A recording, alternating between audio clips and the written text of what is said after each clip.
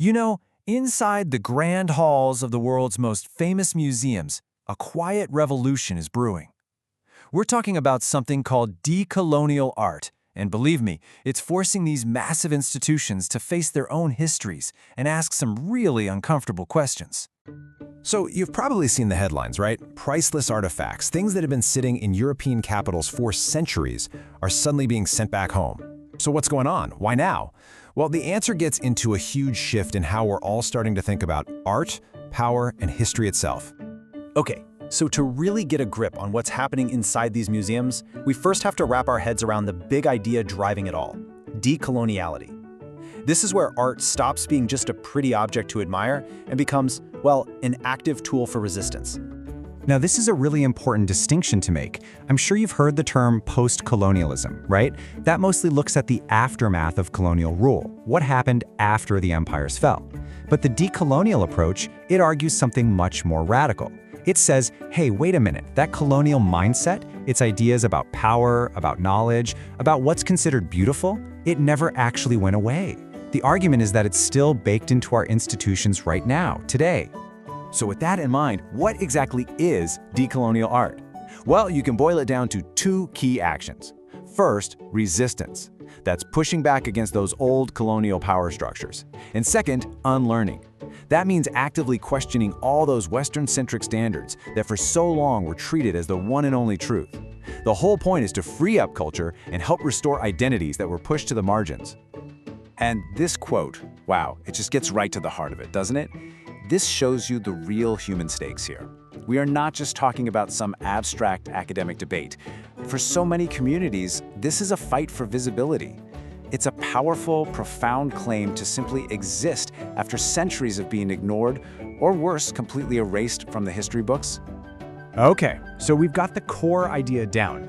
But what does this movement actually want to achieve? What or who is it fighting against? And let's be clear, the goals are pretty ambitious. First up, it's about challenging that traditional art canon, the official story of art that for so long pretty much started and ended in Europe. It's also about helping all of us unlearn these really harmful, simplistic ideas like civilized versus savage. But maybe most importantly, it's about giving a real platform to indigenous and marginalized voices and helping restore cultural identities that were so damaged by colonialism. So artists who are part of this movement tend to zoom in on a few core themes. They're making art that critiques the exploitation of land and natural resources. They're examining the painful history of how non-white bodies were objectified and, well, categorized. They're pushing back against the dominance of the colonizer's language. And, this is the big one for what we're talking about today, they turn a critical eye on the museum itself, demanding that stolen cultural heritage be returned. And that brings us right to the heart of the matter, the museum. This is where all that theory stops being theory and becomes direct, sometimes very confrontational, action. Think about it. For generations, museums were basically seen as these neutral temples of knowledge, right? These universal places just preserving human culture for everyone. But the decolonial perspective flips that completely on its head. It reframes many of these same great institutions as repositories of colonial plunder, places filled with objects that were often taken through violence and conquest. And this new, critical way of looking at things is leading to real, tangible changes. We can actually break it down into four main areas. First, the actual return of objects. Second, rewriting the stories museums tell us. Third, bringing artists in to critique the museum from the inside. And fourth, completely rethinking the physical space of the museum itself. All right, so let's dive in and see how these changes are actually playing out in some of Europe's most famous institutions. First up is the most visible change: restitution. That's the actual act of returning artifacts. And honestly, there is no better or more powerful example of this than the case of the Benin bronzes. So these incredible, intricate sculptures were violently looted by British troops from the Kingdom of Benin, that's in modern-day Nigeria, back in 1897. For more than a century, they were prize exhibits in museums in places like London and Berlin, but now, after years and years of pressure, institutions are finally starting to return them. And this one act has a massive ripple effect. It forces every museum to look into the provenance, basically the origin story, of everything in its collection. And it raises a fundamental ethical question. Do they even have the right to own these things at all? But, decolonizing a museum isn't just about shipping crates of stuff back. It's also about the stories we tell about the things that remain. And a fantastic example of this comes from the Tropenmuseum Museum in Amsterdam. So this museum, which ironically used to be a colonial institution itself, published this guide called Words Matter. And it was groundbreaking. It pushed its own curators to question words that seem harmless, like exotic or primitive, but have a really loaded history when used to describe non-Western cultures. This little guide became a huge model for other museums, and it signals a major shift. The museum is no longer trying to be a neutral observer.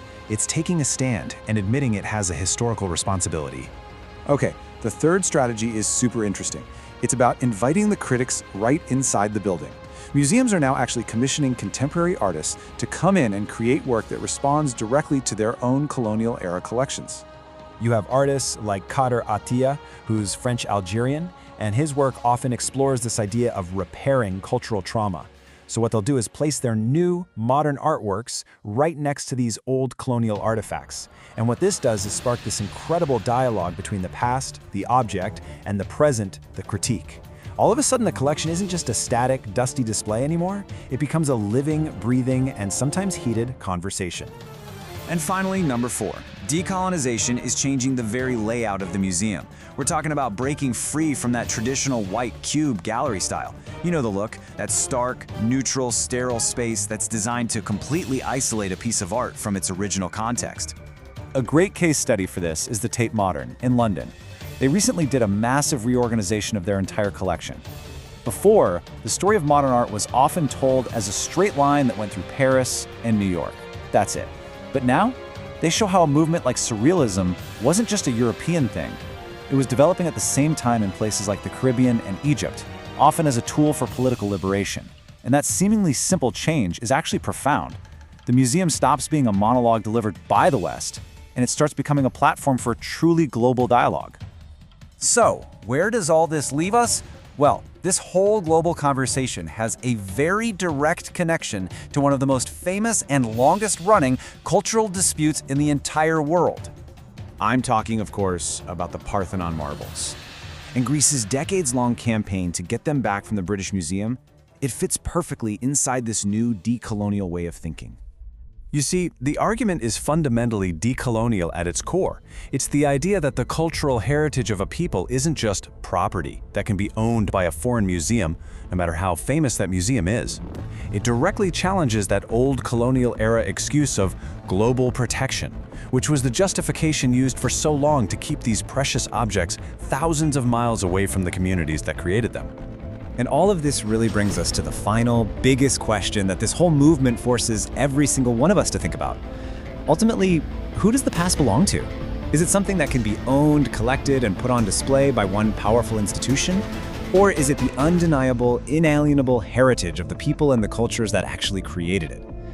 Look, this debate is far from over, but one thing is for sure.